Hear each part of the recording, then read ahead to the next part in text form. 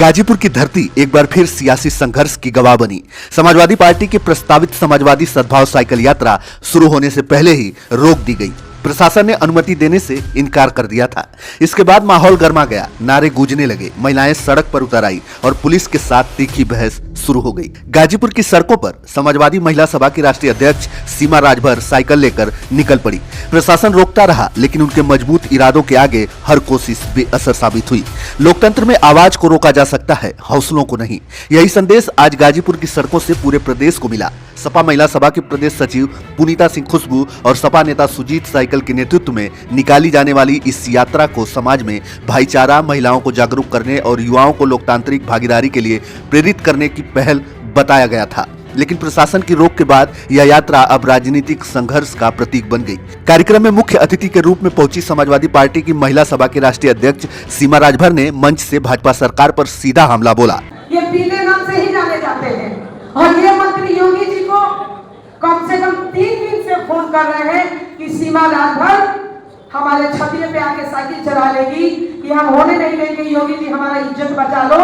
3 दिन के पैरवी से ये ओम प्रकाश मंत्री के धरना के तारीख 23 तारीख मिलल है और हमार जिद बा कि जब ओम प्रकाश के 23 तारीख के धरना के डेट मिल सकेला तो वोट हमारे साथी भी दिए हैं, आधा हिस्सा हमारा बनेगा और आधे हिस्से में ओम प्रकाश का धरना होगा और आधे हिस्से में हमारे विपक्ष के महिलाओं का साइकिल चलेगी।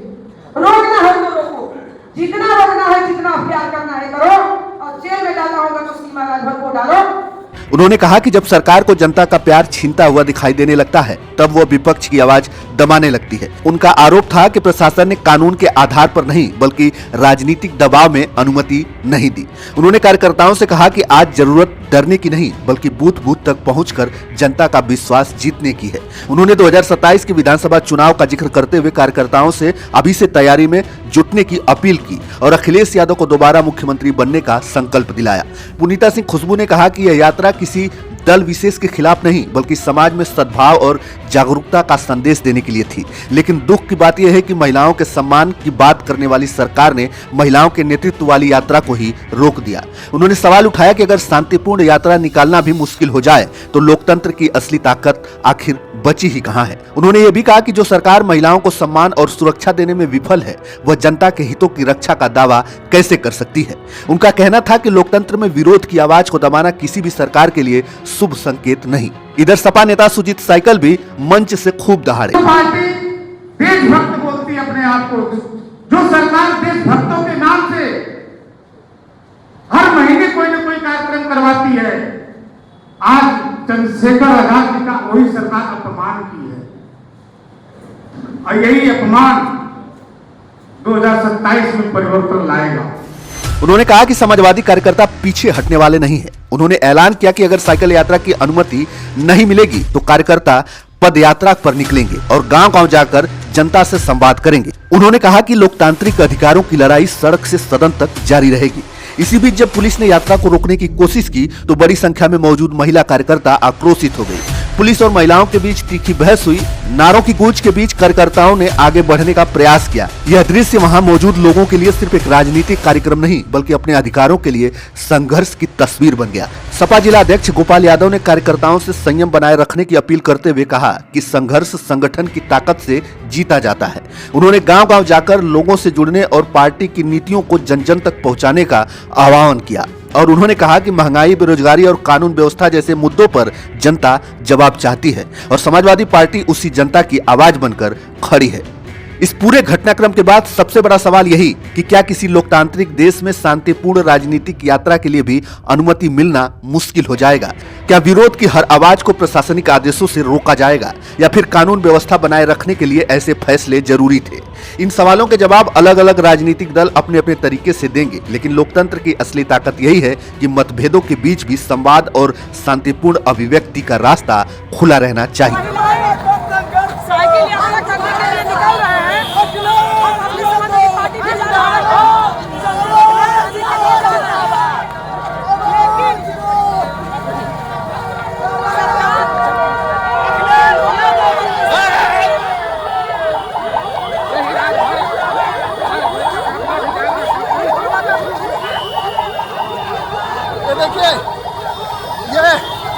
भास्कर भाजपा का काफिला भी चल रहा है और पीछे पीछे जो है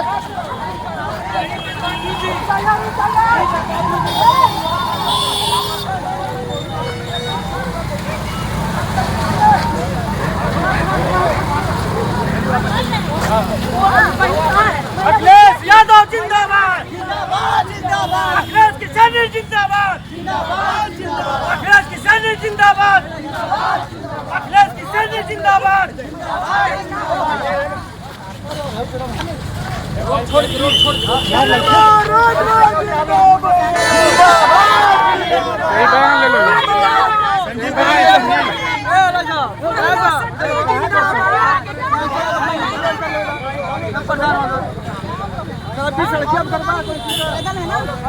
क्या कहना चाहती है? पुलिस रोक रही है आपको?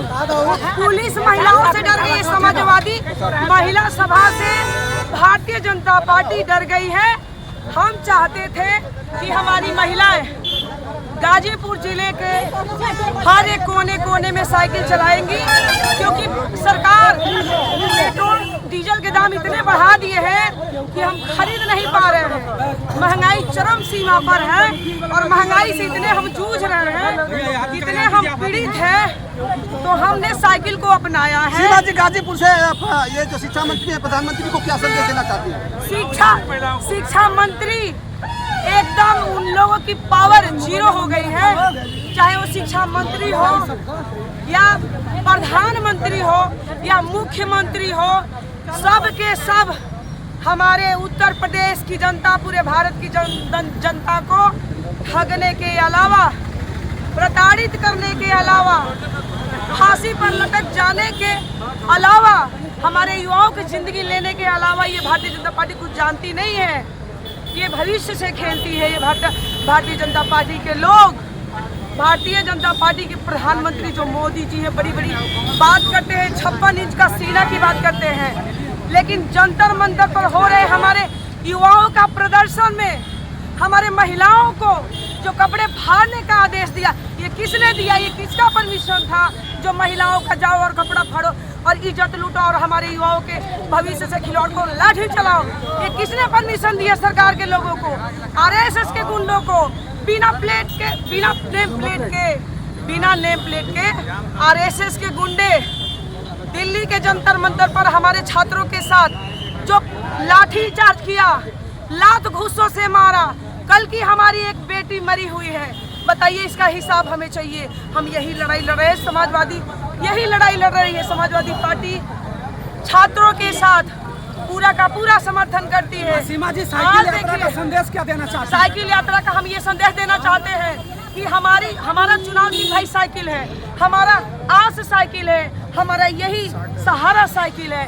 तो हम महिलाओं में गांव-गांव तक संदेश देना चाहते हैं, इसी साइकिल से अपने विचारधारा को पहुंचाना चाहते हैं। परमिशन क्यों नहीं दिया गया? परमिशन इसलिए नहीं दिया गया कि भारतीय जनता पार्टी में, बीजेपी में महिला मंत्री, ये महिला मंत्री 3 दिन से योगी जी के पैरवी कर रहा था और ये कर